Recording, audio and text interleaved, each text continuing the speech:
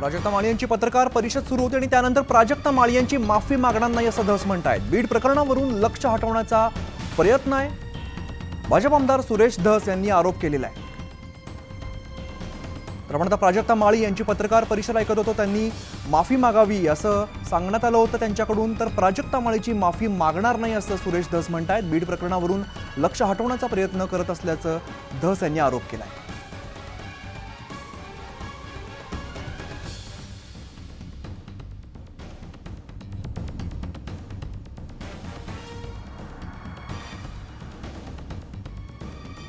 तर आपण काही काळापूर्वी प्राजक्ता माळी यांची पत्रकार परिषद बघत होतो, त्यामध्ये त्यांनी सुरेश धस यांनी माफी मागावी असं आवाहन केलं होतं। त्यानंतर सुरेश धस यांचं वक्तव्य पुढे येत आहे, प्राजक्ता माळीची माफी मागणार नाही असं धस म्हणतायत। तर बीड प्रकरणावरून लक्ष हटवण्याचा प्रयत्न असल्याचा आरोप भाजप आमदार सुरेश धस यांनी केलेला आहे। एसपी ऑफिसच्या समर्थ करून पाहावं, त्याच्यात ऑब्जेक्शन मी बोललेलो नाही। आणि हा संतोष देशमुख यांच्या हत्येपासून हे डायव्हर्ट करण्याचा प्रकार आहे।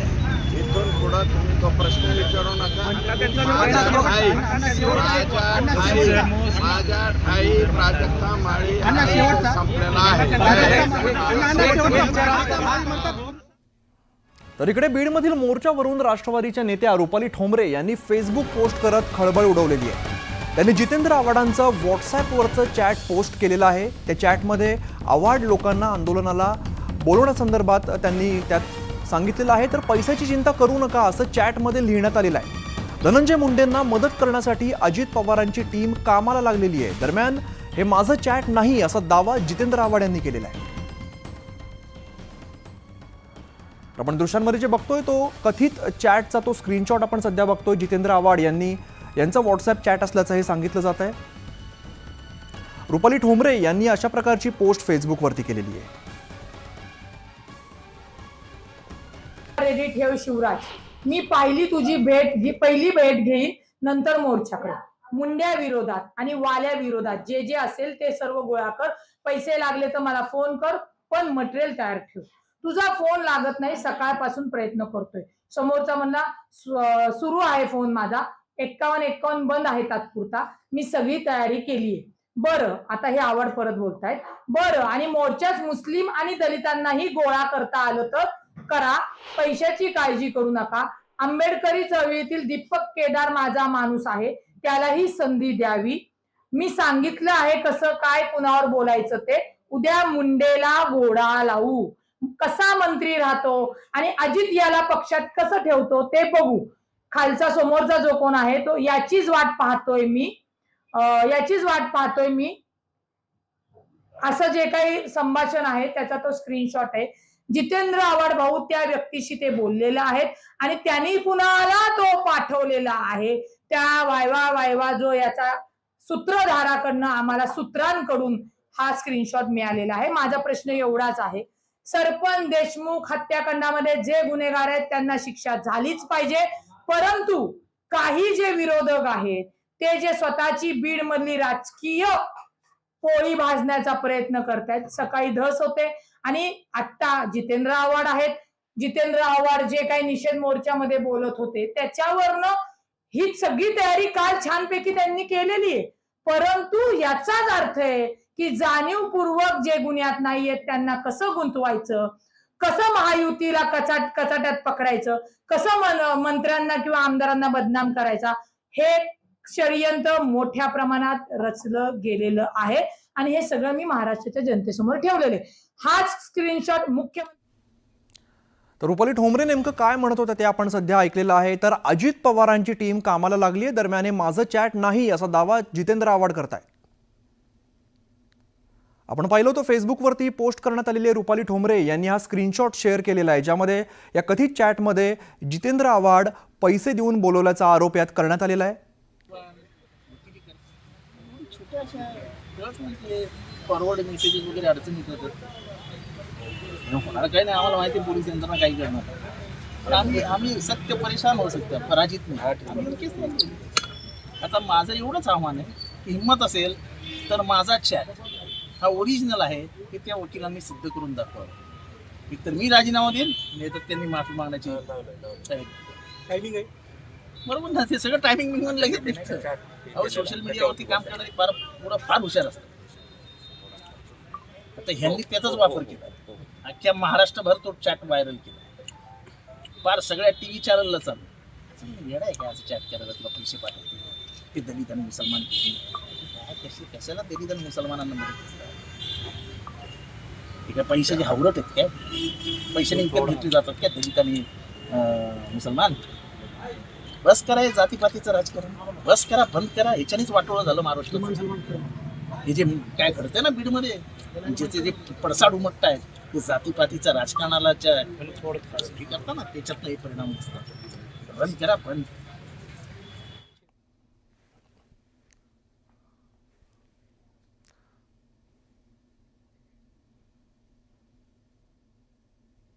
बीडचे सरपंच संतोष देशमुख यांच्या हत्येच्या निषेधार्थ आज बीडमध्ये विशाल मोर्चा काढण्यात आलेला आहे.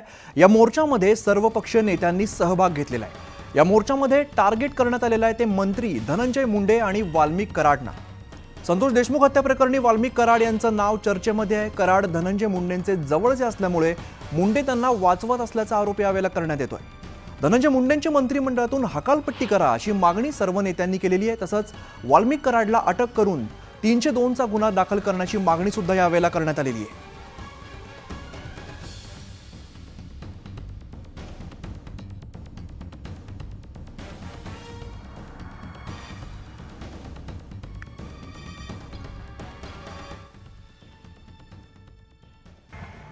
मुख्यमंत्री महोदय आणि प्रामुख्याने अजितदादांना सुद्धा सांगायचे, तुमच्या पक्षाचे प्रमुख जे तुम्ही आले, तुमचं मोठेपण आहे तर तुम्ही आला, पण अजितदादांना सुद्धा सांगायचे तुम्ही आयुष्यभर परखडपणाने बोलतो का? मी माझी काम करण्याची पद्धत ही आहे, पण काम करण्याची पद्धत तुमची तशी असेल परखडपणाने. करेक्ट. आता कार्यक्रम करेक्ट करा तुम्ही. आता कार्यक्रम करेक्ट करून दाखवा. तुमच्याकडे धमक असेल, तुमच्याकडे हिंमत असेल, त्या पहिल्या या मंत्रीला हसवून द्यायला पाहिजे. हा कशाकडे करतात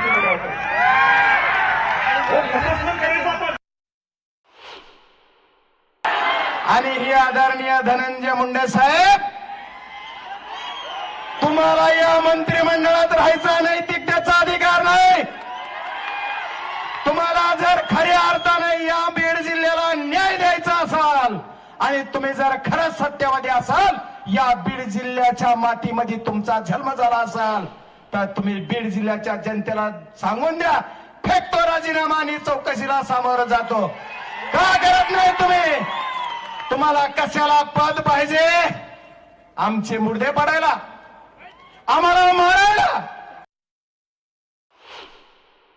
सभागृहातही बोललो होतो आणि आजही बोलतोय, आका बिका काय नाही.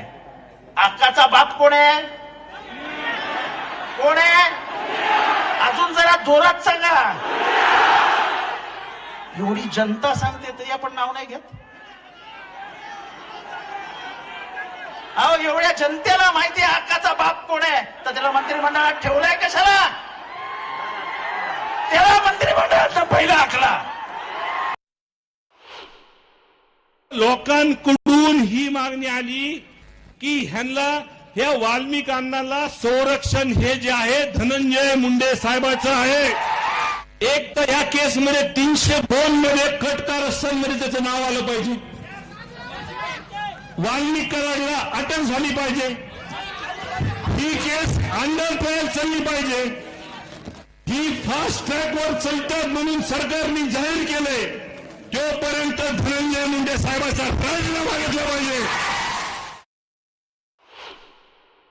धनंजय मुंडे जोपर्यंत हा निकाल लागत नाही, तोपर्यंत मंत्रिमंडळामधून अजितदादा पवारांनी त्यांना हाकलून काढलं पाहिजे.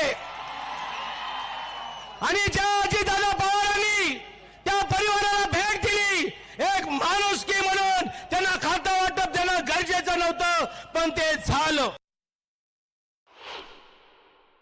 या सर्व गोष्टीला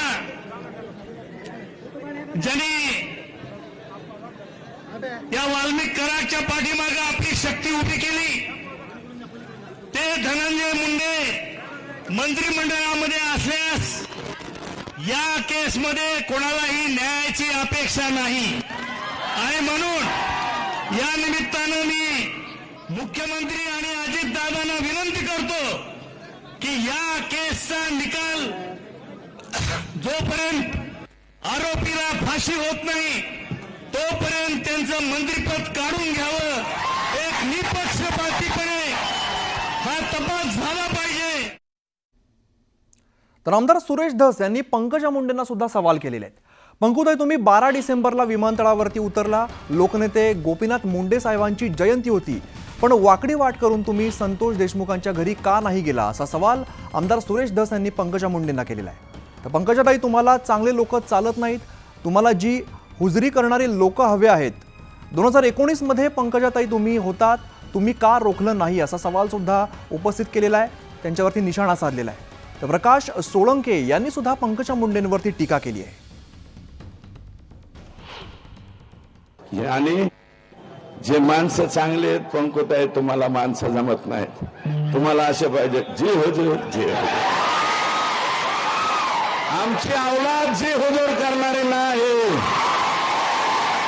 आमची औलाद स्वाभिमानी औलाद आहे, तुमच्या पुढे जे हुजूर करणार नाही. आजपर्यंत केला नाही आणि उद्या बी काळाच करणार नाही. भले राजकारणात बाजूला जाऊ, परंतु पंकुताई तुम्ही जसं यायला पाहिजे होतं तुम्ही आल्या नाही, चुकलात. याचं उत्तर द्या, काय असेल देऊ वाटलं तर द्या, नाही तर अपेक्षा मी नाही. माझा सवाल आहे आमच्या पंकुताईंना. पंकुताई, मला सवाल आहे तुमचा. संभाजीनगरला तुम्ही एअरपोर्टवर उतरला, 12 तारखेला तुम्हाला 12 डिसेंबर ही गोपीनाथजी मुंडे साहेब यांची जयंतीचा दिवस मान्य करतो मी. तुम्हाला जायचं होतं तिकडं, पण वाकडे वाट करून तुम्ही संतोषच्या घरी का गेला नाही? तो का नाही गेला हा सवाल आहे माझा. तुम्ही का गेला नाही? की गेल्या 5 वर्षामध्ये 4 वर्ष धनंजय मुंडे या जिल्ह्याचे पालकमंत्री होते. या ठिकाणी पंकजाताईंनी सांगितलं की या धनंजय मुंडेंनी आपलं पालकमंत्रीपद भाड्याने दिलं. कोणाला दिलं? वाल्मिक कराडला दिलं. तर बीड सरपंच देशमुख हत्या प्रकरणातील 3 आरोपींची हत्या करण्यात आली असल्याचा दावा अंजली दमानी यांनी केलेला आहे. याबाबत आपल्याला एक व्हॉइस मेसेज काल आला होता, असा दावा सुद्धा त्यांनी केलेला आहे. दमानी यांनी देशमुख कुटुंबियांची यावेळेला भेट घेतली. न्याय मिळेपर्यंत आपण त्यांच्या पाठीशी उभं राहणार असल्याचं दमानी यांनी स्पष्ट केलेलं आहे. मात्र आजचा मोर्चा हा राजकीय ड्रामा असून त्यामध्ये आपण सहभागी होणार नसल्याचं अंजली दमानी यांनी सांगितलं आहे.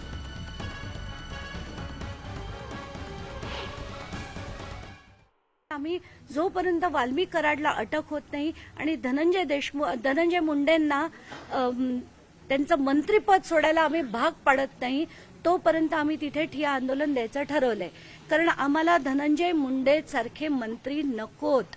जे आमच्या राज्यासाठी कायदे बनवणारे मंत्री जर गुन्हेगार असतील, त्या प्रवृत्तीचे असतील, तर असे मंत्री आम्हाला नकोत. म्हणून त्यांना मंत्रिपदाचा राजीनामा द्यायला भाग पाडू आणि बीडची जनता सुद्धा भाग पाडेल याची मला खात्री आहे. कसं आहे, रात्री 11:15 ते 11:30च्या मध्ये मला एका व्यक्तीने 2 माझे नॉर्मल कॉलवर केले आणि म्हणाले की तुम्ही व्हॉट्सअप कॉलवर या. व्हॉट्सअप कॉल माझे अननोन नंबरसाठी सायलेन्स असल्यामुळे मी त्यांना नुसतं टेक्स्ट केलं, तुमची माहिती जी आहे ती तुम्ही मला टेक्स्ट करा. त्याच्यावर त्यांनी मला व्हॉइस मेसेजेस टाकले आणि त्याच्यापैकी पहिले 2 मेसेजेस मी टाकल्या त्यांनी मी वाचलं. ब्लू टिक दिसल्याबरोबर त्यांनी ते डिलीट केले. तर त्याच्यात त्यांनी असं म्हटलं होतं की ह्या 3 आरोपी पुढे मिळणार नाहीत कारण त्यांचे मर्डर झालंय आणि 3 प्रेतं जी आहेत ती कर्नाटकाच्या बॉर्डरवर मिळाली आहेत. आता ह्याच्यात किती तथ्य आहे किती नाहीये, तो राजकीय पेरलेला होता की नाही मला नाही माहिती, पण ही माहिती मी एसपींना काल रात्रीच दिली आहे. त्याची चौकशी त्यांनी केली असेल. खरं त्याच्यात तथ्य आहे की नाही मला माहित नाही. पुढे याच्यावर कारवाई काय झाली मला माहित नाही. दरम्यान संजय शिरसाट यांनी अंजली दमानिया यांच्यावरती टीका केलेली आहे.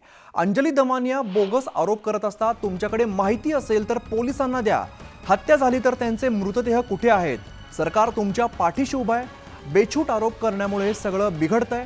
आरोपींवरती कारवाई करताना कुणाचीही गैर केली जाणार नाही असं संजय शिरसाट म्हणालेले आहे. अंजली दमाने बोगस आरोप करत असतील ते एवढी जर माहिती असेल तर असलेल्या पोलीस अधीक्षकाकडे दिली पाहिजे. तुम्ही काही बोलाल, मी सांगतो तिला दुबईला नेऊन टाकलं, मग काय ते झालं सत्य? हे बेछूट आरोप करणाऱ्यापासून खऱ्या अर्थानं